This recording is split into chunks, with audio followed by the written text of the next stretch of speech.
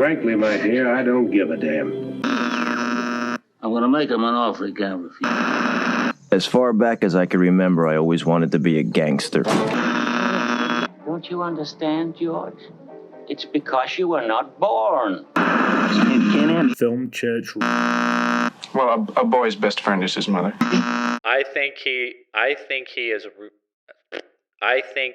Wait, sorry, that's not right either. I really think he is contributing to cinema. Weller.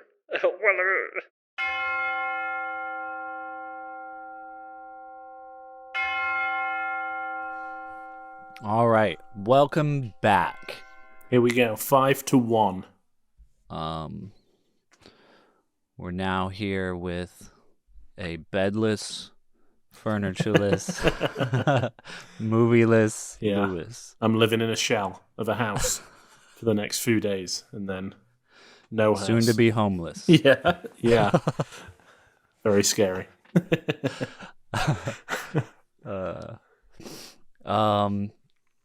Well, yeah. So, as you said, time for 5 through 1. Yes.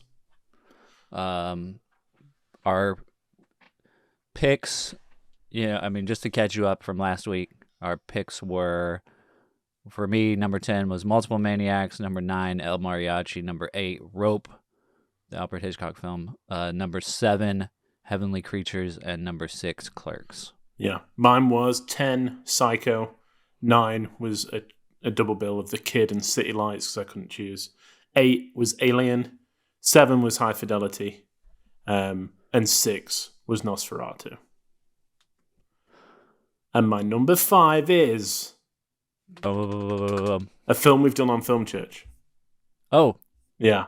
It is... Do you want to guess, or shall I? Give me another clue. It's silent. Sherlock Jr. Yes. I was like, how many silent films have we done? We've only done like 2. Yeah. Which is kind of surprising. Yeah. Because it's half your show. I know. We'll have to pick more. Yeah. But yeah, 5 is Sherlock Jr. Buster Keaton is incredible. One of my favorite people ever. And this film is like somebody that loves cinema just taking you through a ride into like what makes it so great. Some of the most memorable set pieces come from him playing around with, him walking into a movie screen, and then like the cuts are him, are him changing locations and kind of falling into scrapes and stuff. And there's the whole like bicycle race towards the end, which is just phenomenal. And it's such a fun watch. Yeah. And like there's just gag after gag after gag. I think that it's probably, I know that a lot of people like The Navigator and other films that he made. But for me, this is just someone that loves cinema showing you why he loves cinema and making jokes of it. And it's a great history lesson as well. Yeah, it's amazing. Yeah. I don't feel like I'm talking about it very well, but it's great. I mean, it's a must watch. Like, if you like movies, watch Sherlock Jr. If you think silent movies are boring, watch Sherlock Jr. Yeah. Like, we literally did a whole show on it, so you can go and listen to us talk about it for an hour. Yeah, exactly. But Buster Keaton, I know that he's a favorite of so many of my heroes as well. Yeah. So it's just, yeah. Who are your heroes? I know that, Bogdanovich really likes Buster Keaton. Orson Welles really likes Buster Keaton. These giants of film love Buster Keaton. Johnny Depp, weirdly enough, really like, not that he's a giant in my, he's not my favorite person, but he really likes Buster Keaton as well. Yeah. Like, he pops up kind of, when you learn about people, I feel like a lot. Yeah. So, Tom Cruise. Oh, I mean, you just got to look what he's doing now, and it's just, Yeah. It's what Buster Keaton was doing in the 20s. Is there anyone else besides Tom Cruise in modern, like today, that is that is. I mean, obviously, there's probably lots of people that are influenced by Buster Keaton, but is there anybody that is like trying to be Buster Keaton other than Tom Cruise? I don't think so. I don't think so. I think, with the way that cinema is now, it's kind of, instead of letting somebody do a stunt, they just want it to look cool. I feel like, so they spend a lot of money to make it look the best it can. Whereas I think with what the Mission Impossible films realize, same with what Buster Keaton was doing. I mean, out of necessity as well for Buster, but especially the Mission Impossible is like, it adds an extra layer to see somebody do it. When Tom Cruise is hanging onto that plane and it's him, it's better than any stunt in any Fast and the Furious film. Exactly. Yeah. Yeah. But nobody can do it. I mean, like... But he's built a career. Yeah. He's over decades. Yeah. And he's a producer as well as a and he's just actor. fearless. And yeah. He'd do anything. But he can surround himself and pay enough money to hire professionals. Whereas like it would be really hard for someone just to out of the blue try to be Buster Keaton. I know. Now, unless they were just a professional stunt person / entertainer that wanted to make their own movies. Yeah, and I think they are making a Buster Keaton biopic with Rami Malek. Oh, nice. Yeah. So, I mean, for me, the important part of that is like, is Rami Malek going to do it? Yeah. Is he going to, try and embody Buster best he can, or is it going to be more of a kind of po-faced, Yeah. I love the scene in Arrested Development when Buster, the younger brother, is like standing in front of the house that, the shell falls over and that they do the stunt. It's pretty great. I show Chelsea a lot of like Arrested Development clips with the May and Egg. That's my favorite. With the what? The May and Egg. The May and Egg? Yeah. I might not have gotten that far yet. Yeah. I'm not sure where it comes up. But George Michael gets a girlfriend and she mixes hard-boiled eggs and mayonnaise in her mouth and she calls it a May and Egg. Yeah. It's brilliant. Nice. I haven't finished all of Arrested Development yet, but I'm working on it. Yeah, it's good. What's your number 5? My number 5 is Bernie. Wow. Okay, I did think Bernie was going to be higher. Yeah. Same, honestly. Wow. Yeah. It's kind of. Yeah. It's hard to do the list. I know, because it's just fine margins. It's like what would separate number 5 from number 1. It's like tiny details. But yeah, we did a whole episode on Bernie as well. It's like we had criteria for each pick because they seem to be following a very kind of similar thought process, even though they're not. Yeah, exactly. We think alike. Yeah. So if you want to go listen to that, you can. But just to give listeners a quick rundown, Bernie is a Richard Linklater film from 2011, I believe, 2012-ish. Starring Jack Black, about a real-life murder that happens in Carthage, Texas, which is very close to where I grew up.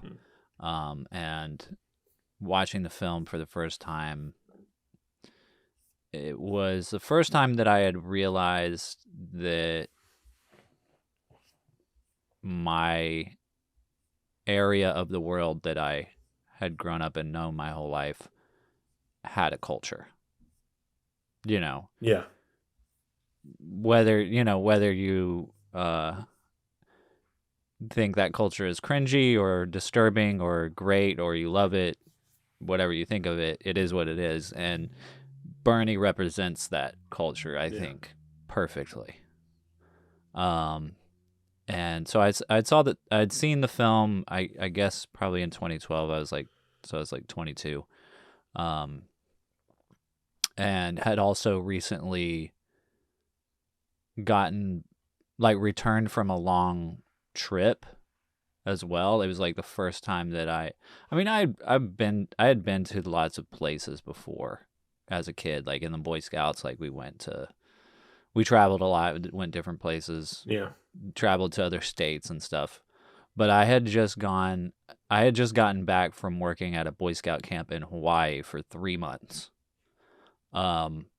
Which Hawaii is technically still, part of the United States, but it is across the ocean. Yeah.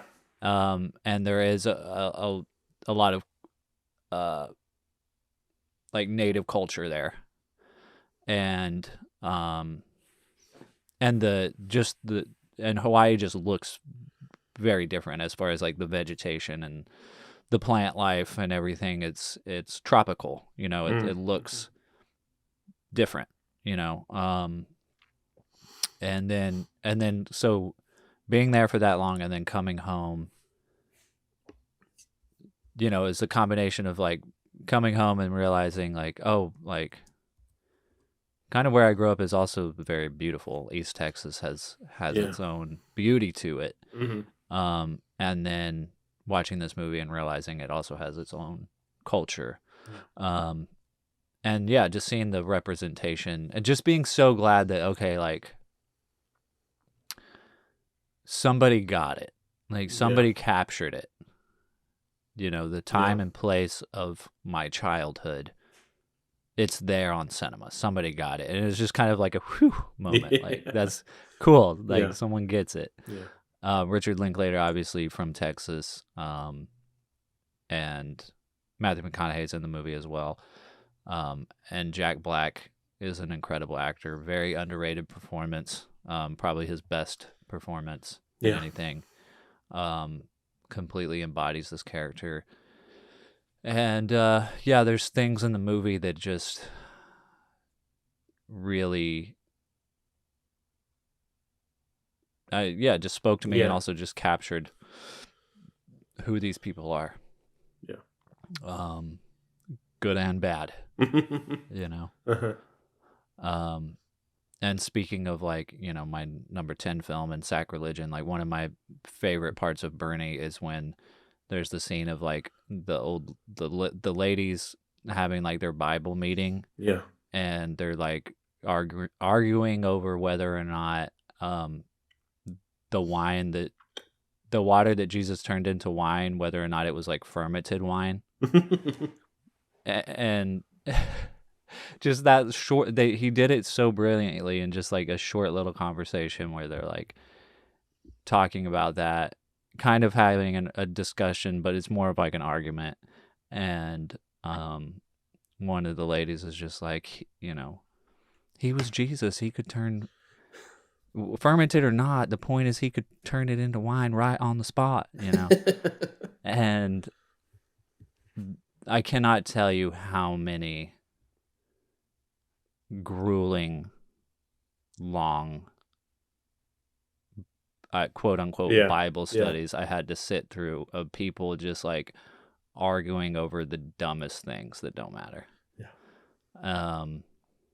Things like whether or not there should be a collection plate given out during church service, or there should be a box in the back of the church for people to drop their tithe in.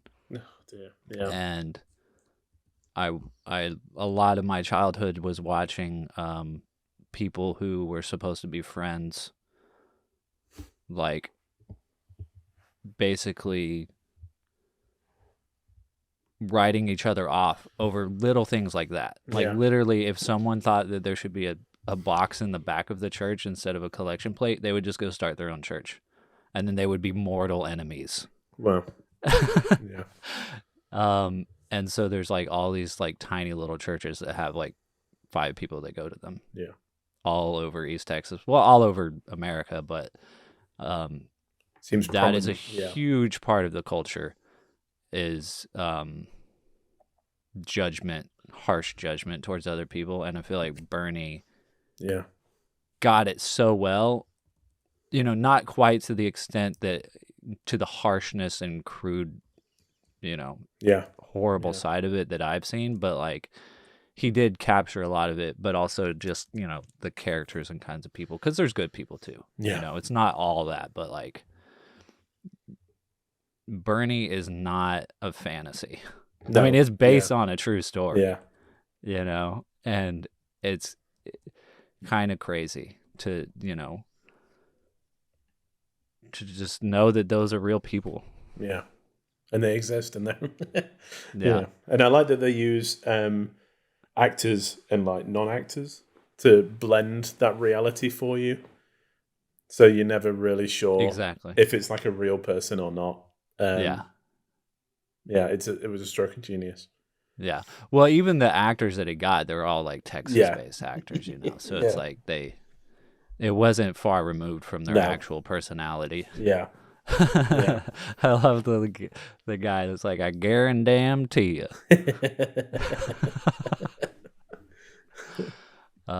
Yeah, such a great movie. Yeah, it really is. All right, number 4s. Yes. My number 4 to me is the epitome of what makes cinema the greatest art form in the world. It's Jurassic Park from 1993. I mean, Steven Spielberg brought dinosaurs to life, and it is one of the most entertaining films of all time. It's got everything. It's got the suspense. It's got a good story. It's got really great CGI and animatronics. The incredible soundtrack. The production design is impeccable.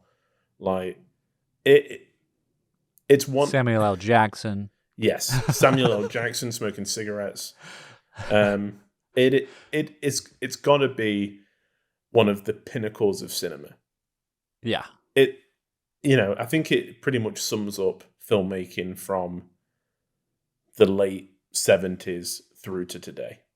Yeah. It's to me, it's the greatest film made in the last 50 years. And it's something that, again, I've grown up with. So I've watched, I don't know how many times. So it does hold a very special place in my heart for like nostalgia reasons. Yeah. But yeah, I mean, how can you not like this film? Yeah. I don't understand if you like how you don't like it. I do like it, but yeah. That sounded very pointed, isn't it? Yeah, but no, I feel you, man, and it's just so iconic too. Yeah. I mean, I don't think I saw the film in theater in the cinemas, because when did that come out? 93. Yeah. Yeah, no, I was 3 years old, but I do remember my dad buying it and bringing it home on VHS, and just the cover. Yeah. Very similar to the Batman cover too. Mm-hmm. The Batman VHS, where it's just like black VHS tape and the logo. Yes. It's not a poster. I know. It's not, all the characters mashed up together. Yeah. It's just black case with the logo. And I think that is the tagline 65. Yeah, an adventure 65 million years in the making. It's like which I do remember always, like, my family also being like, that part is not true. The world was created 6,000 years ago, but it's a good movie. Wow. Just always like, anytime anybody was over 65 million, no. Yeah. So I like, anytime I hear that, I automatically think of that, because it was just said so much. Yeah.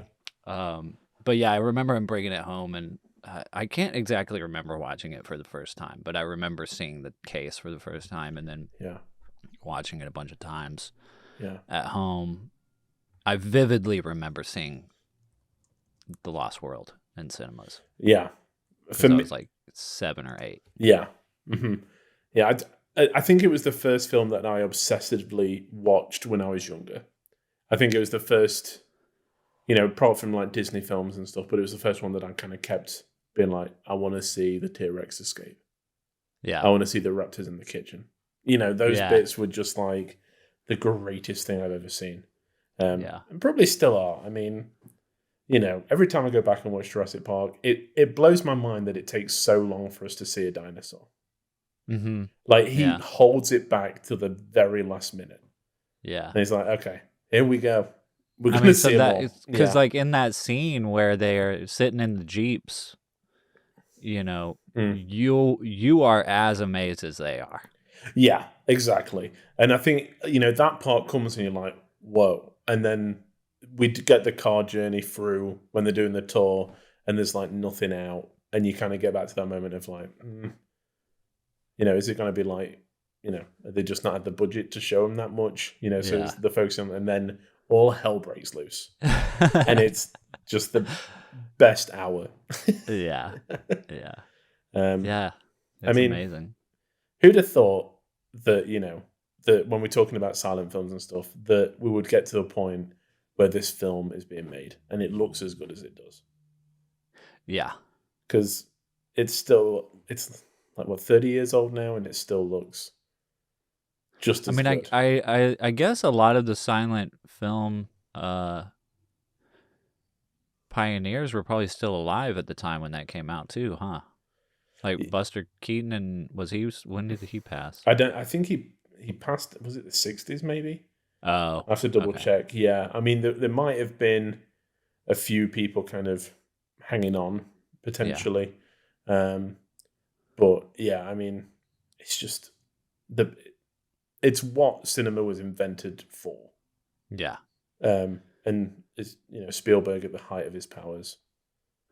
Yeah, but the amazing thing about Spielberg is he knows that it's all important. That spectacle is not good on its own. No. Yeah. And that's why he holds it back for so long. Mhm. Because, you know, spectacle is actually the last thing on the list when it comes to like Aristotle's like criteria for good entertainment. Spectacle is the last thing. But people still love it when you give it to them right. Yeah. Yeah. And he gives it to you last. Mm-hmm. Yeah. Yeah. And Spielberg, yeah, he's aware. Yeah, definitely. It was a definite toss-up. I mean, Jurassic Park has always been, you know, edging into my top 3, depending on how I feel. Jaws is one that just missed out. Another Spielberg film. Yeah. Jaws is a film that as soon as I finish, I want to start it again. Yeah. Because it's just so good. Yeah. It's amazing. Yeah. And The Fabelmans is, you know, potentially Getting going to up be there. on here soon. Yeah. Yeah. Nice. Yeah. So that was my number 4. Sweet. Number 4 for me is a Quentin Tarantino movie. Nice. You're not going to guess which one. If it's the one that very narrowly missed out on my list, I may do. It probably isn't. I'm going to say Once Upon a Time in Hollywood. It's not. Oh. It might actually come as a surprise. Okay. Django Unchained. Okay. That does come as a surprise. I love this movie. Yeah. One of the greatest movies ever made, which is why it's at number 4.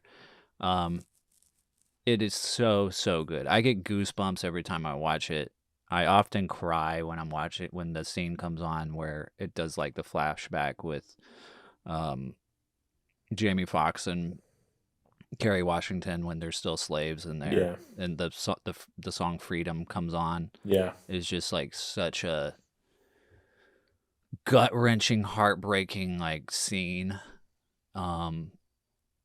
And it's just a masterful movie in terms of filmmaking. I mean, I get goosebumps when like when Jamie Foxx gets like the hero shot after he's like he's at what are they called? It's one of the brothers or something that like he used to work for as a slave, and he The Plantation. yeah, it's like one of the plantations. But it's like the hero shot right before there's like the whipping scene where he whips the white guy, you know? Yeah. I get goosebumps. Like the mix of music and shots and Mhm. storytelling is, I mean, Tarantino is so good at that anyway, Yeah. but it is, I don't know if it's done any better than in Django Unchained, which is also surprising because this is the first film that Sally Menke did not collaborate with Tarantino on as his Yeah. editor. And so which I was very skeptical going into this movie because of that, when I first saw it. Actually, it's weird. A lot of these movies I saw when I was like 21, 22. Yeah. Because this came out in 2012. But yeah, I was very skeptical because I was like, he's going to have a different editor. Like, is it Yeah. going to just feel totally different? And parts of it did the first time I watched it, but I didn't come out of the movie going, you know, I was like, holy shnikes. Yeah. That was incredible. Yeah. Yeah, there's just so many parts of the movie. I think it is my favorite Tarantino film, and one that I almost picked Kill Bill because Kill Bill was the first Tarantino film I saw. And I love Kill Bill, but I think Django is my favorite. Yeah, Kill Bill is one that I literally said to Chelsea earlier that we need to go back and watch them, because I don't think that I've ever given them the due. I mean, I had 4 Tarantino films that were kind of on the short list as I was going through this. So, which when we get to our honorable mentions, we'll probably talk about. But Yeah. yeah, it's a good one. I was wondering when he would pop up. Yeah. Yeah, no, I love Tarantino. Also one of those filmmakers, hugely inspiring.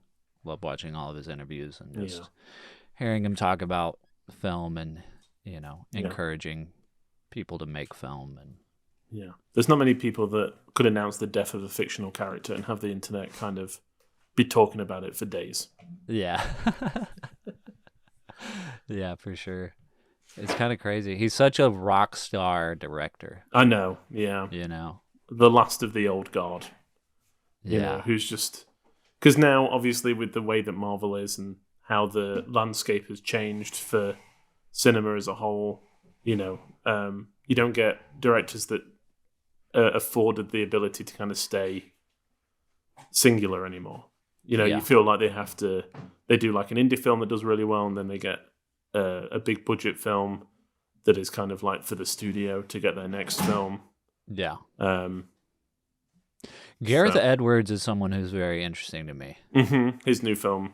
Yeah, his new Yeah. film looks super good. Yeah. Rogue One was super good. It I was. haven't seen his first Oh, he also did Gods and Monsters. He did I think Godzilla, so. didn't he? Yeah. Yeah. Yeah. Which wasn't the No. best. But his new film looks freaking awesome. Yeah. Yeah, I mean, Greta Gerwig, like I think it's her agent or something, has come out quite recently and said that she's not interested in staying as like an indie film director. She wants to be like a big budget movie director.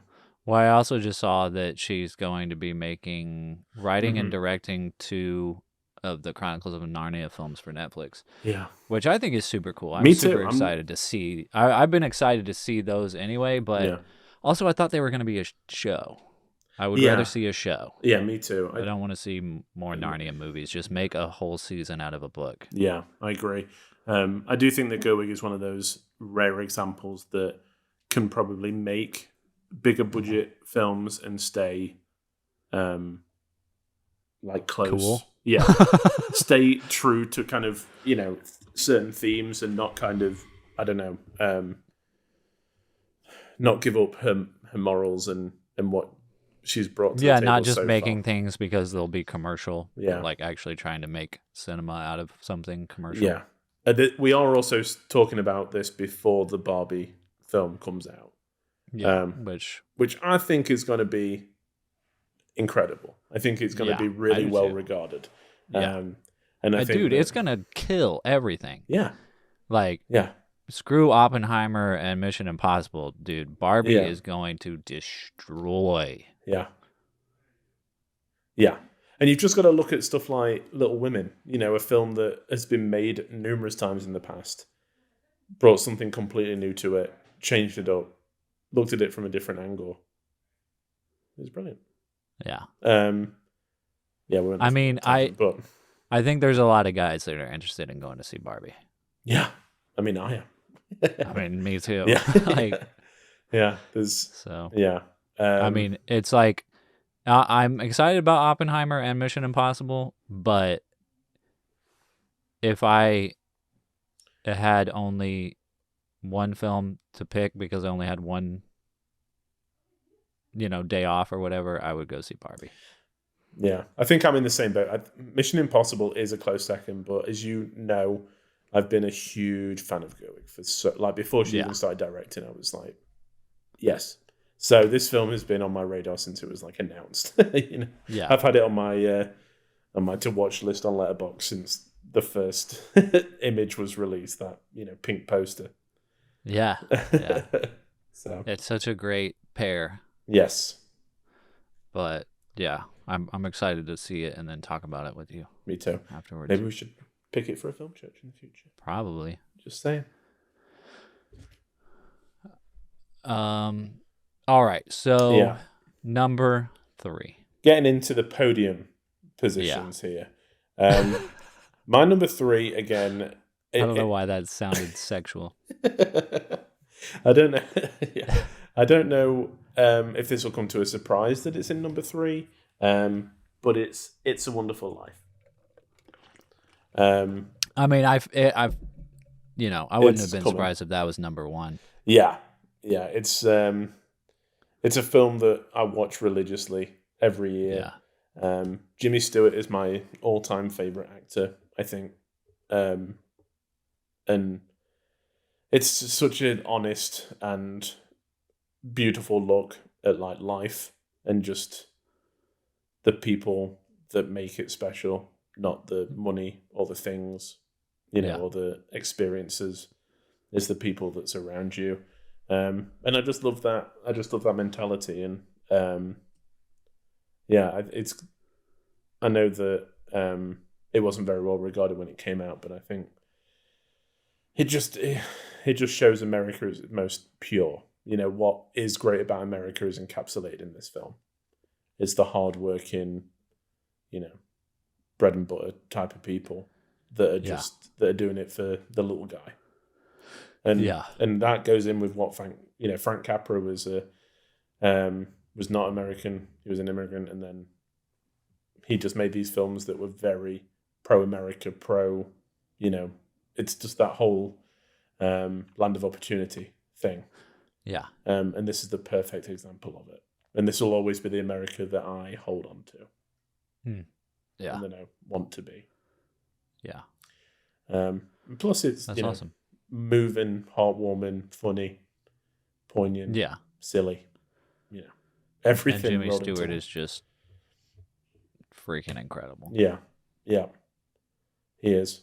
And all I have to do is just hear Attaboy Clarence and I start to well up. That ending. Yeah. Oh, yeah, it's one of the it's incredible. Yeah. Yeah. So good. So good. I'm gonna have to rewatch it again soon. It's one that I don't go back to that often. Yeah. I mean, I love it. I love it, but I don't always go to it every single year. Yeah. We need to start doing like a Christmas in July thing, because just once a year isn't enough.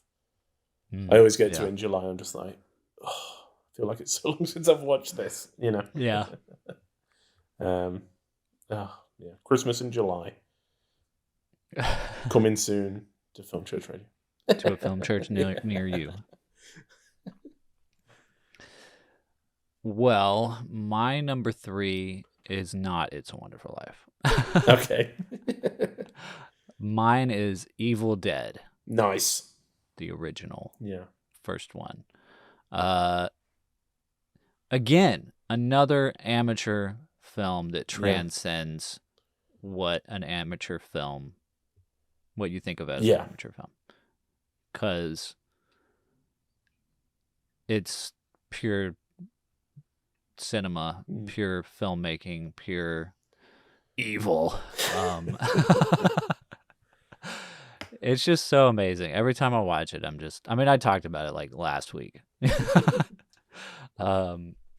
Yeah, I'm just blown away by it every time I watch it. And I know a lot of like when you watch the behind the scenes stuff, like for the second one, I always forget this guy's name, but the guy who does the special effects on the second one, he was like, yeah, the first one was good, but the effects needed help, and you know, and that's why we're here, you know, and the effects are great in the second one, but if you're not like a special effects makeup person, I think it really doesn't matter. Yeah, it still works for what it is.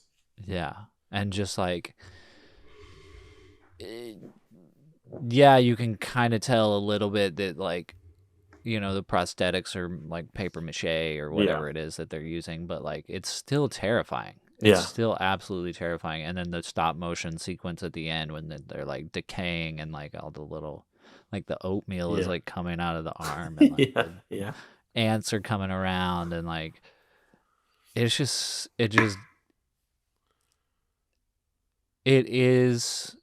captured something, you know what I mean? Obviously, like it's impacted so many filmmakers and still, you know, sells out when theaters show it. And I mean, when we went and saw the Evil Dead trilogy at Alamo, it was like packed every single show.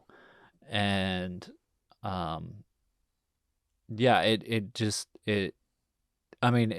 it helped, you know, when the film came out that Stephen King saw it. I think it premiered at Cannes. Yeah. Which is crazy. It's just a crazy story that these guys made this movie for like 80, 90 grand and went to Cannes. Stephen King saw it, was like, this is the most terrifying film I've seen. And it just went from there. Yeah. Like it feels like when you watch the movie, it feels like the devil is real. It feels like these demons are real. It feels like evil is real. Yeah. It feels like it's seeped into the film.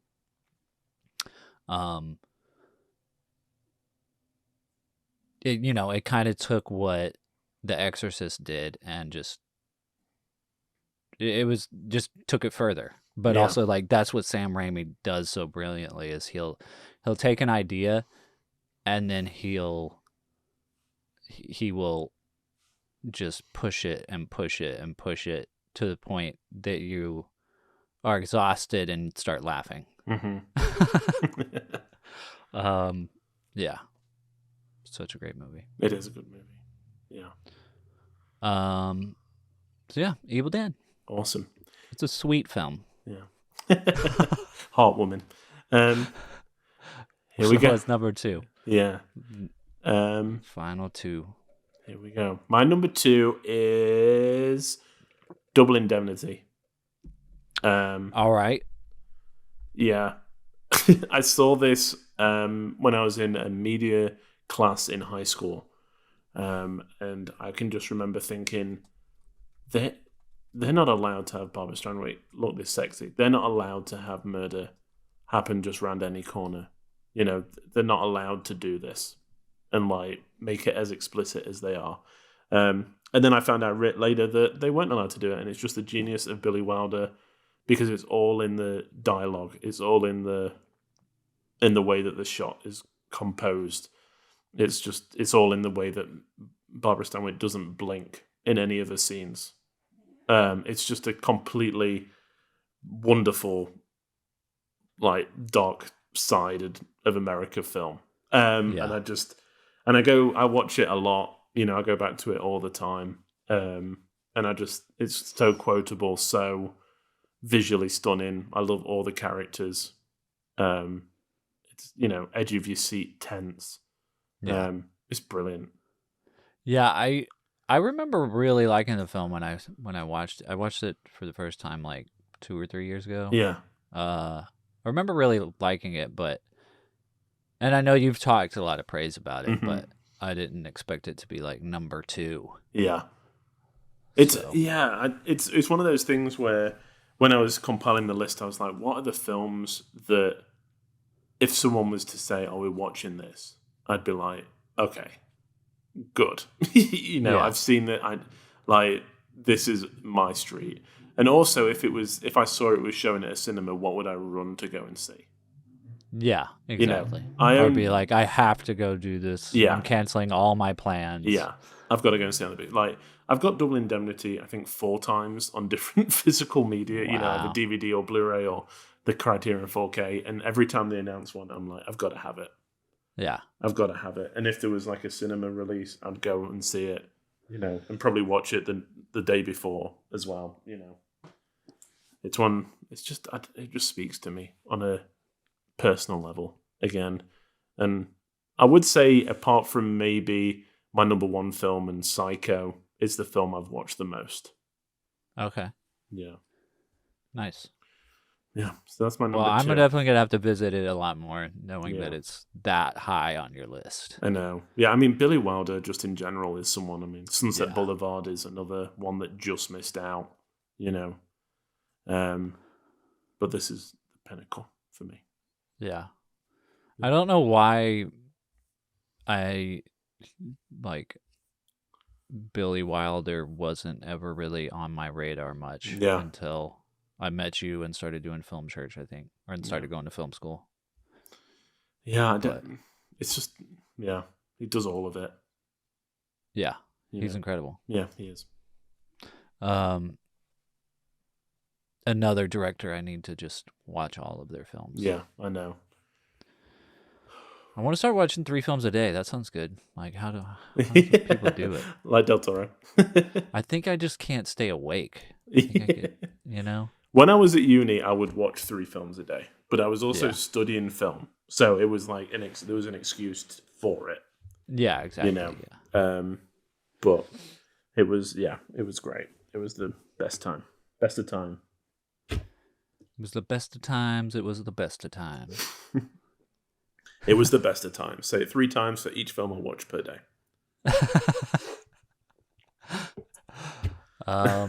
Well, number 2 for me is The Godfather.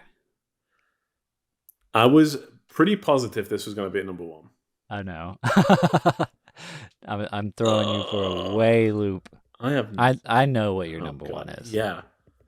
But yeah, Godfather is my number 2. I've been saying Godfather is my favorite movie for a Yeah. good long while. Yeah.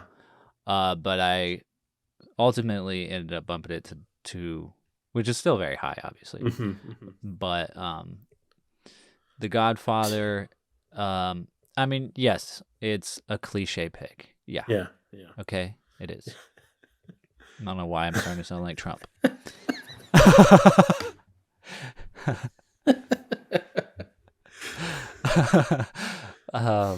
Yeah, it's a cliche pick, okay? But it's a great movie, and you can't deny it. It is good. Yeah. Just watch it. You'll see. No, like, so growing up, I was not allowed to watch rated R films, Yeah. and I really got into film, when I was like 12. All right, well, I decided that film was going to be my life at around 12. And so from like age 12, well, basically until I was old enough to like move out, I started trying to get my hands on films that, were like staples of cinema that I wasn't, Dad wasn't going to be like, yeah, sure, you can watch that.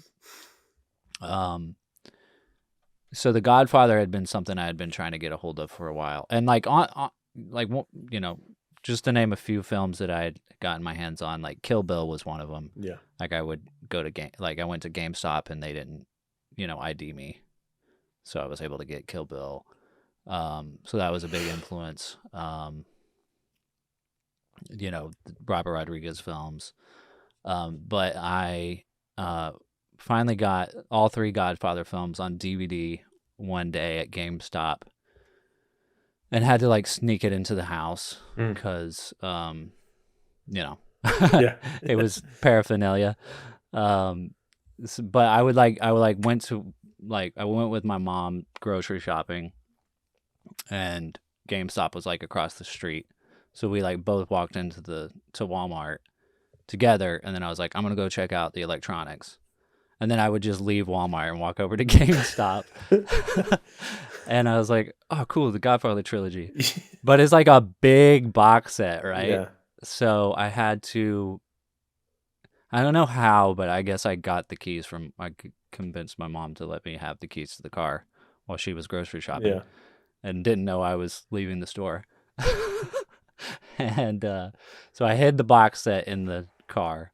Well, it was a van. I mean, I had a big family, so we had a big 15-passenger van. Yeah. So it was like lots of places to hide it. So I hid it in the van, got home, went inside, and then a little while later went back out to the car to get it. And then I would have to like hide it in my clothes. Like I would just stick it in my pants and then put my shirt over it and just kind of like hunch over. Yeah. But it's like a huge box set. So I'm lucky that I didn't get caught. Plus there's like, 10 other kids in the house. Had to hide it in my room, had to find a good time to like watch it, and I, watching the film for the first time, I could see that it was brilliant. Yeah. Like it had a really good structure. Like I could see that. And the story was very interesting. It's a very long movie. I remember thinking that when I saw it the first time, but watching the development of Al Pacino's character throughout the film really grabbed me. Yeah.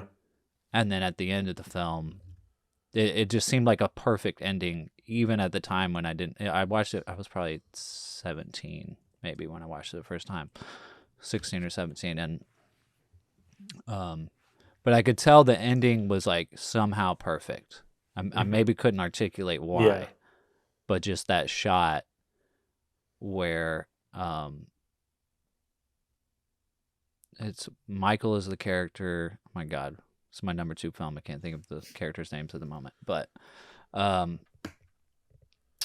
shot, it's Michael and his wife, and he's just convinced her that he didn't murder his brother-in-law. Yeah. And then she's like, okay, and she feels better. She's like sobbing. She's like, feels better, and she walks out of the room, and it's just a shot of her looking at him in his office as people come in and like, kiss his hand or whatever, and she realizes that he lied to her. Yeah. And then the door closes, and that's the end of the movie. And it's incredible. Yeah. I think the reason now why it means so much to me is because I do come from a big family and a big extended family that I was very close with growing up throughout my life. Lots of big get-togethers, lots of big weddings. The movie starts off with this big wedding. Yeah. But also being an adult now and watching my family go through a lot of stuff, like a lot of, because when you're a kid, your life is what it is. You know what I mean? Like your life, until you have like something traumatic happen, or like a lot of people experience like their parents going through a divorce, or like, lots of people have I think had these moments in their life where their entire world was shattered in some way, and then they had to realize that the life they've always known will never be the life that they have again. Yeah. And there was a moment like that for my family, but then also just like watching everybody grow up, kind of grow into themselves and become their own people outside of what our family was when everybody was under one roof. I think The Godfather captures something about family. While it is a crime family, it captures something about family when a family goes through a changing time. Because when Marlon Brando, who is, the first Godfather, when he gets shot, that's the moment. That's the moment that, okay, nothing will ever be the same. No. And then you get to watch the family transition into what it might be for the next several years, Yeah. And Michael is a part of that, everything that Michael was set to become and set to be just kind of goes out he can never be that again. No. Especially the moment when he murders the first two guys in the restaurant. Yeah. There's no going back from that. Yeah. And that scene is incredible. That scene, like watching Al Pacino in that scene after he gets the gun, he sits back down at the table, and you just see his brain just firing all over the place, and his eyes are twitching, and he's like he knows what he has to do. He knows that this is about to change everything. Yeah. He does it, and then the music kicks in. I mean, it's just pure glorious cinema. Yeah. It's amazing. Mm-hmm.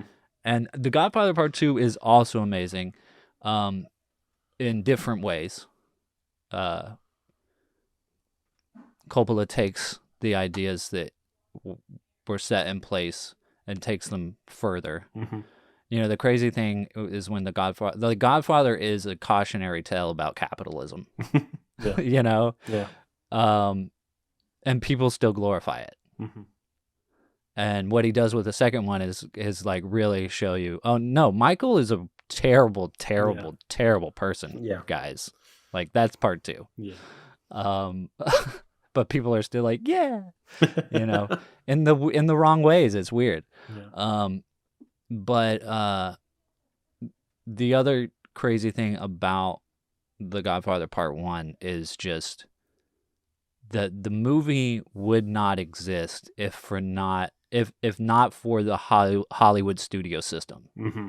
It's one of those movies that where all the pieces worked in the way they needed to create an incredible film, which usually don't happen. No. This might be the only instance where it happens perfectly. Yeah.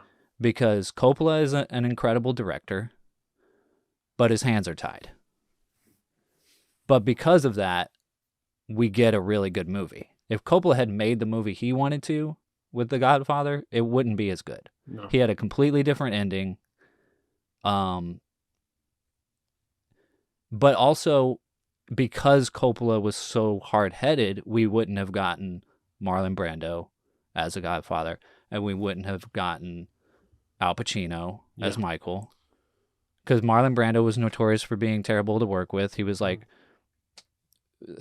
he wasn't even 50 years old when he made that movie, but they used makeup to make him look super old. Yeah. Al Pacino, nobody knew who he was. It's just a crazy set of circumstances.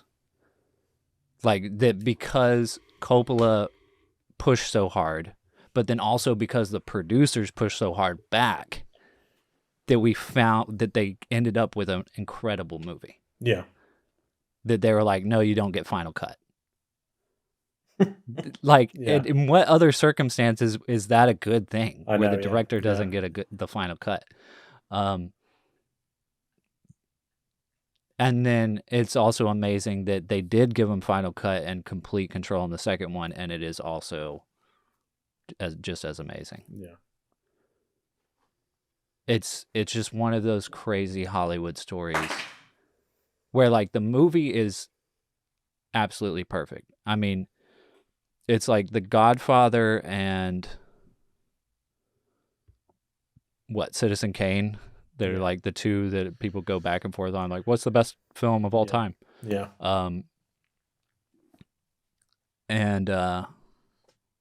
But the behind the scenes stuff is also just as crazy. Yeah. Crazy story. There's a great book, I think it's called Easy Riders and Raging Bulls, that is about kind of this time period and like the changeover. And it goes into great detail about Coppola and kind of how this film came to be. It's an incredible story. Yeah. And that they've made that into a TV show. Yeah. Because the story is so insane. Yeah. There's also a film coming out. Yeah. I don't know when, but Oscar Isaac is playing Coppola. It's gonna. It's insane. Yeah.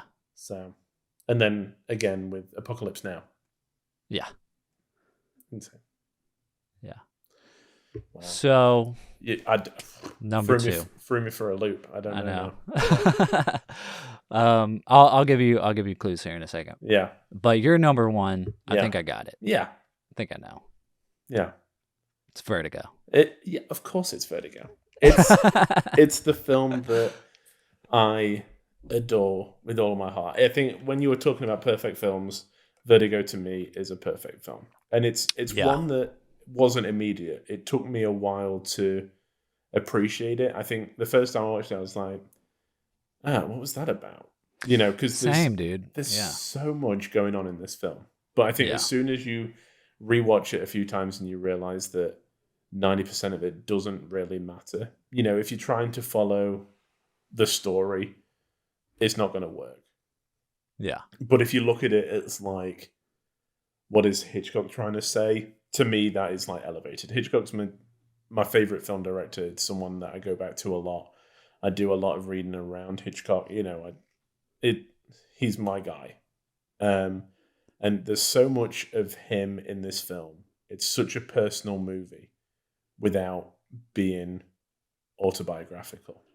Yeah. It's kind of, when I think about cinema and directors and kind of what they mean to the film, this film is the one that stands out the most because it's his story. He is obsessed with blondes in general. He tries to kind of change them to get them to the point where he wants them to be. Like, he changes their appearance, he changes the way they walk, they talk, because he's a director, that's what he does. And then he loses them. As soon as he gets them how he wants them, he loses them. He's got Jimmy Stewart in it, who can just play anything.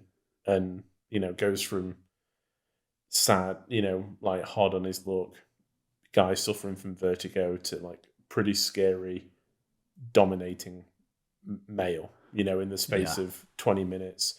It's got some really, when we're talking about Rope and how he's kind of playing with the genre as a whole, there's some really incredible sequences like Scotty's Dream, where his head's kind of changing color and spinning, and all that stuff. And then the green light when Madeline becomes Madeline again, she walks out and it's like just like bathed in green. It's absolutely incredible. And it's like I said on the last show, I go back to it and just watch scenes. I just watch like bits of it. I don't necessarily have to watch the whole thing, but I try and watch it as often as possible. Yeah. And I think that there's still time. I still watch it now, and I still get things that went over my head before, or I think I see different threads that I wasn't aware of. Yeah. There's always something new to discover in it. And to me, it is the greatest film of all time. And also my favorite. Yeah. Do you think it's the greatest film of all time because it's like a commercial auteur work? Yeah, I think it's just a mix of everything. It's a studio film for the masses that's deeply personal and also uses film as a medium to tell the story.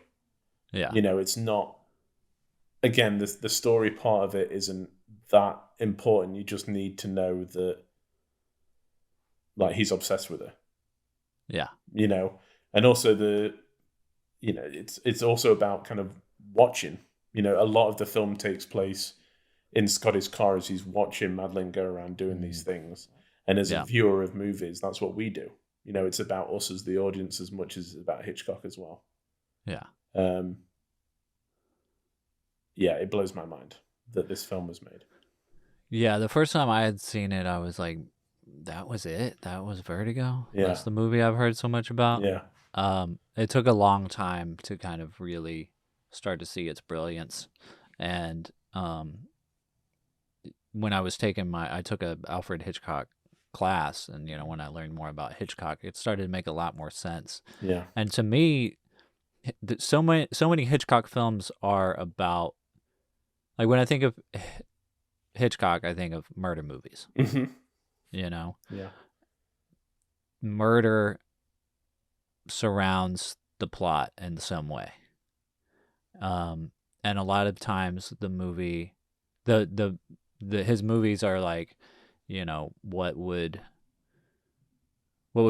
cause this person to commit murder? Yeah. What would cause that person to commit murder? Yeah. Trying to explore these different characters and what causes people to cross that line.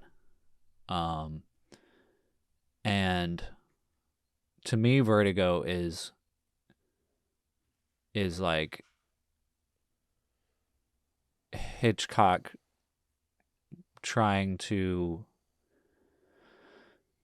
I don't know the right way to put it. It's like what would cause Hitchcock to murder? Yeah. No, it's true. Or like, maybe it's, him like having that feeling of wanting to kill these women who have left him. Yeah. And he won't actually commit murder, but let's make a movie where he gets to do it. Yeah. At the end. Mm-hmm. He gets to kill off the woman at the end or something. Yeah. Mm-hmm. Yeah. So it's about his murder movie. Yeah, it is. Yeah. Like we said, I think that if you're not a huge fan of Hitchcock, it's kind of, and you just want to watch it once just to tick it off, it might not be, but it might not be have the same effect, but I guarantee the more you watch it, the better it gets. Yeah. It deserves to be, I know that in the 2012 Sight and Sound poll, it came out top, and I think it deserves to be the best. Like, ever. Yeah. It is. It is. Yeah. Yeah, another one that is like, I get it now, obviously. Yeah. But it's still not, it's not personal for me, I think. Yeah. And maybe it would be if I watched it more like you. Mm-hmm. But yeah. It's got every element that I want. Yeah. And that's kind of it. I think that's why it works. Yeah, exactly. Yeah. Sweet. Well, I am incredibly interested to find out what is number one. It's a movie that I just want to watch 24/7. Yeah. Like at any moment of any time of the day, I would want to watch this movie. It took me a bit to kind of come to that conclusion, but there is one of the movies that I picked are directed by the same person. Okay, so I'm assuming it's either Kevin Smith or Tarantino. It's not either. Oh. It is a movie that came out in 2001. Is it a Linklater film? No. I'm going to go through all of them and then... Is it Lord of the Rings? It's The Fellowship of the Ring. Wow. Yeah. Yeah. Okay, cool. Yeah. Wow. So I just lost half of our listeners. I feel like you either love these movies or you're like, yeah. Yeah. But yeah, man, I mean, I love these movies. Mhm. I absolutely love these movies. Very much connected to my childhood. My dad loved Lord of the Rings. Like read the books in college and stuff. And then when they started making the movies, we were just all hyped. Like we had like listened to the audio books, I think, or like the radio dramas Yeah. of Lord of the Rings. We had like the Lord of the Rings. We had like a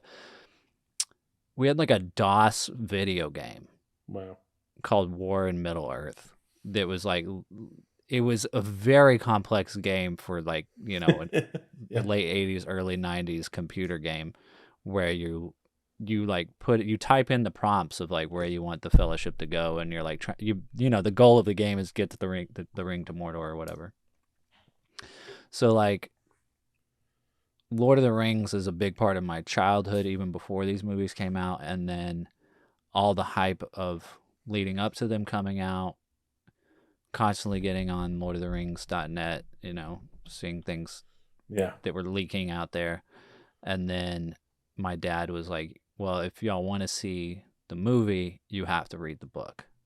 Wow. Okay. So it took me, I think it probably took me a year to read each book. Yeah. But we didn't go see the movie on opening night. But I did get to see it in cinemas, and like I was like almost done with the Fellowship of the Ring. I had Yeah. like basically I was kind of a slow reader, especially at that age, because I Yeah. was like, I was a little behind, you know, Mm. but I had like a chapter or so to read left, but it was like I can't remember the circumstances around us going to see it, but I just remember it being like kind of a last minute thing. It was like, we're going tonight. Yeah. We're going to see it.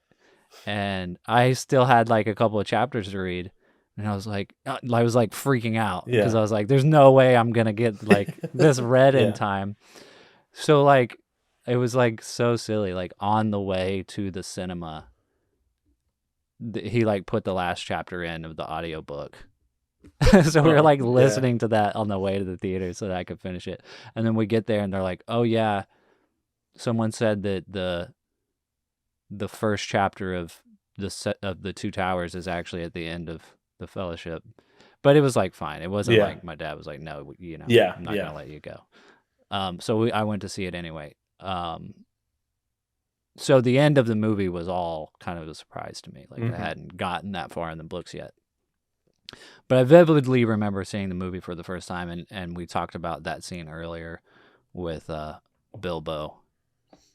Absolutely the scariest Yeah. experience I've ever had in a movie theater Yeah. is when Ian Holm as Bilbo is like grabbing for the Yeah. ring, because it just was so unexpected. I mean, literally just sent my body into a terror. Yeah. Like my body probably has, you know, traumatic memories of that. Because I saw it a couple more times in the theater while it was still out. And every time in that scene, I would just be like bracing so hard, like, oh my God, it's Here it coming, comes, it's here it coming. I goes. just got to Yeah. get through this one part, and then I can watch I can enjoy the rest Yeah. of the movie.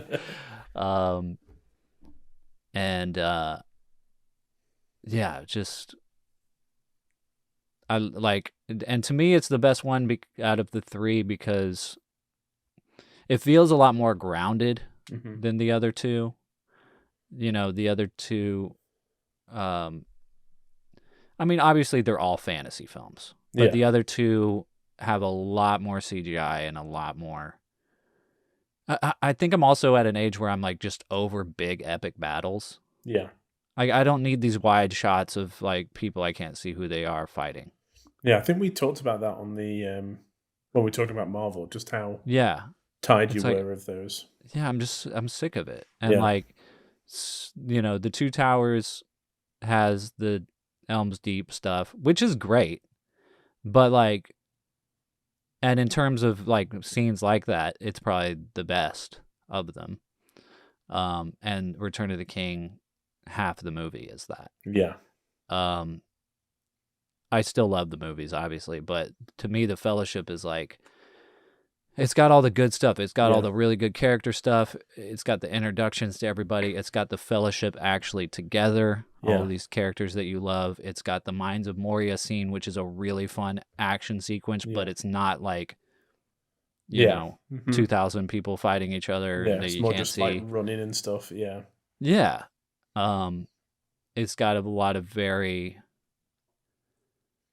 I mean, I still like kind of like tear up after Gandalf dies and they're just like, they get out of the mines and they're just like devastated. Yeah. We recently went back and rewatched all three. It had been probably 10 years since I'd last watched them. Yeah. It'd been quite a while. You just can't get over the attention to detail and the like how good they look. You know, I can't imagine being a fan of them and then going to see it and being like, it's better than I imagined. Yeah, because they loved the movie. They loved making them. Everybody involved loved the world, loved the lore, like, and it comes across. Mm-hmm. Yeah, I mean, Peter Jackson, I think, he should be talked about in a higher regard. I know that people respect him and know who he is, but his like ratio of making great films is up there. Yeah, exactly. Yeah, you know, one of the best trilogies ever made, if not the best trilogy ever made. Yeah, you know, there's always weak spots. You talk about Godfather Part 3, Back to the Future. There's Part 3 is a little bit shaky. But Lord of the Rings is up there, and it shows that the third part won so many Academy Awards. Yeah. Yeah, exactly. I mean, I think it was more, they did that out of recognition. Yeah. Yeah, because they didn't give the other two anything. But yeah, I mean, a huge achievement. And like, it's also one of those moments. I mean, we've been talking about that in both parts of this episode, like weird moments in time that if it had gone any other way could have just been so different. Yeah. They had completely cast someone else as Aragorn and were shooting for a couple of months before they realized this is not working. Yeah. And were able to get Viggo Mortensen at the last minute because his son was his like Viggo didn't know if he was going to do it, and his son was like, "You should do this. Yeah, those books are good." And man, I can't imagine anybody else. No. But also like Ian McKellen as Gandalf. Yeah. Like it was almost Sean Connery. Yeah. Can you imagine? I can't. No. It would be terrible. Yeah. Not that Sean Connery is a bad actor. It's just like I can't imagine anyone else but Ian McKellen. Yeah. And it's kind of same with every single casting choice. Yeah. In these movies. Everyone is perfect. Yeah. Yeah. Yeah. Yeah. Andy Serkis. I know. Like, yeah. I mean, obviously, you know, that's the one thing that is, I think, hard for me to choose Fellowship over the other ones because Andy Serkis isn't in it. Mm-hmm. But I think, I don't know. I just love it. Yeah. Yeah. But yeah, almost making the list would have been, I think, the original Star Wars. Yes. It. I mean, Empire is amazing. Yeah. But there's something about, I think, the first of some of these that because the other ones wouldn't exist without it. Yeah. Like you can't watch Two Towers and you can't show the Two Towers to someone who hasn't seen The Fellowship and they're going to say that it's the best film ever. Same with Empire. You can't show Empire Strikes Back to someone who hasn't seen the first one and them say that's the greatest film I've ever seen. Yeah. Same with Godfather Part 2. Like, you know, you can't call it the greatest film you've ever seen unless you've seen the first one. Yeah. You've got a good point. And the first Star Wars is freaking incredible. And another one of those crazy stories where it's like could have gone any way. Like Nobody believed that it was going to do anything. No, even when the original editors that were on it, they didn't know how to make a good movie out of it because they were terrible editors, and they had to get another editor in there to make a good movie out of it, and it's became one of the greatest movies ever. Yeah. What would have been the next thing on your list? So I think the next thing on my list would have been Once Upon a Time in Hollywood. Nice. Yeah. I did struggle, like, not being able to fit that in.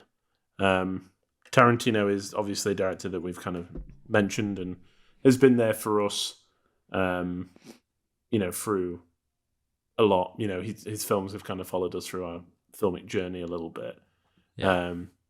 But I think Once Upon a Time in Hollywood is the film that I was most excited for and delivered. I can remember coming out and being like, I'm not sure.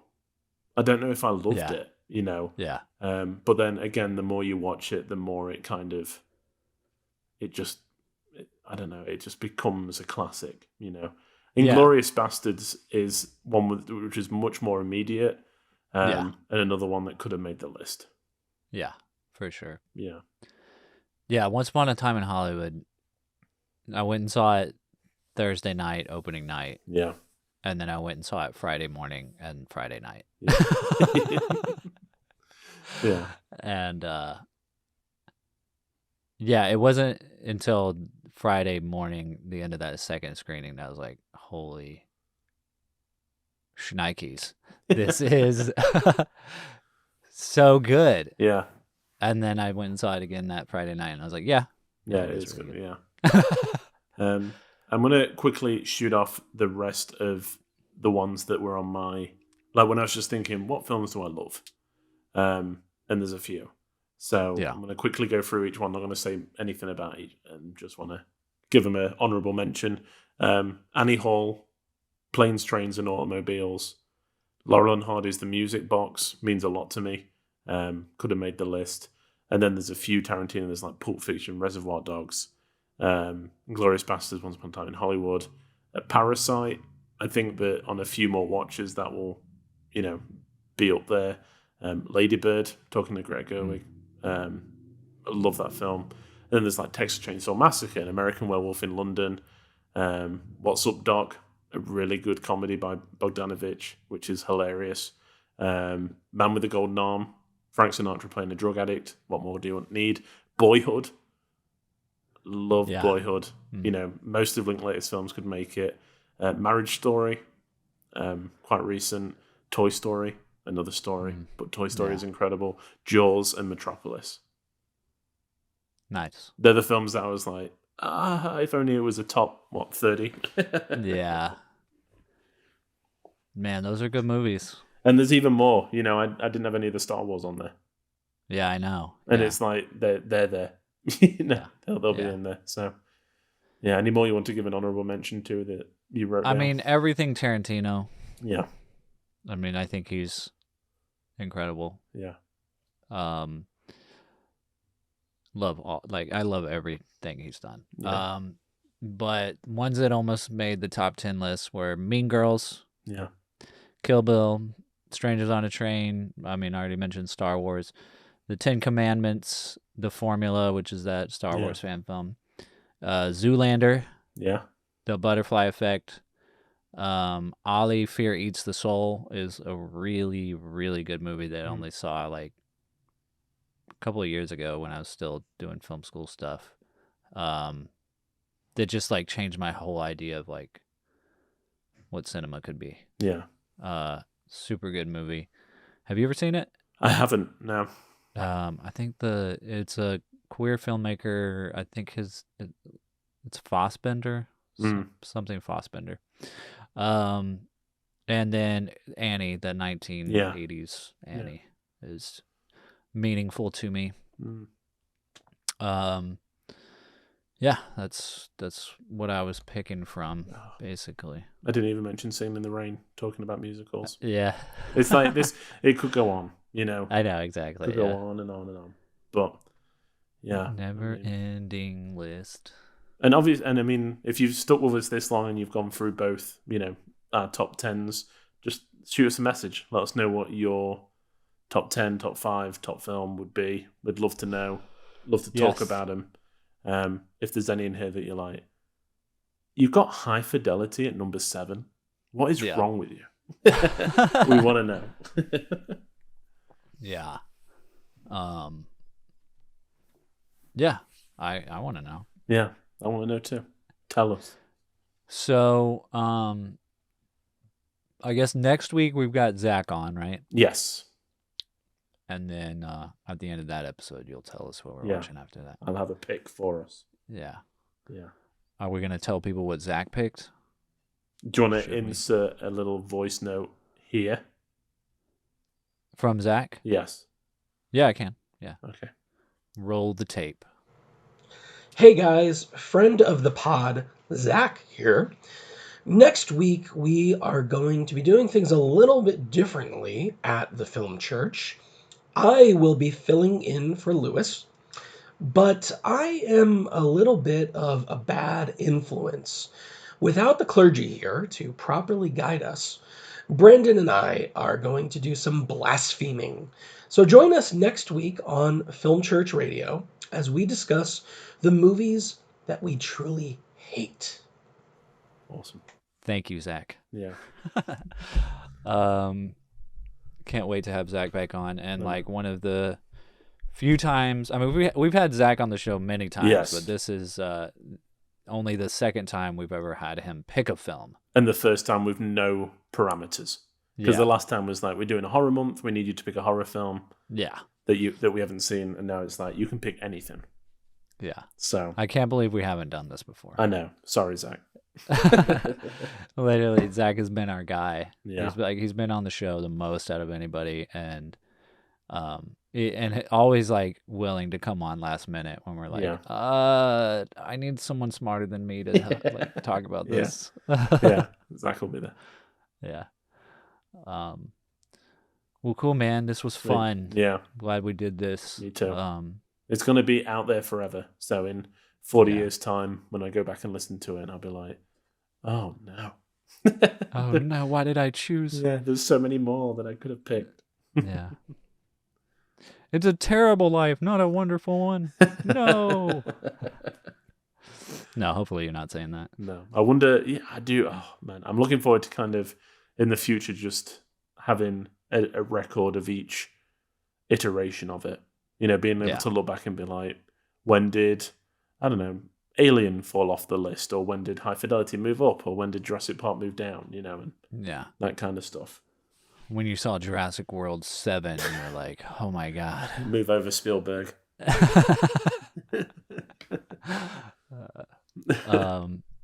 Cool, man. Well, I don't want this to end, but I guess we should end it.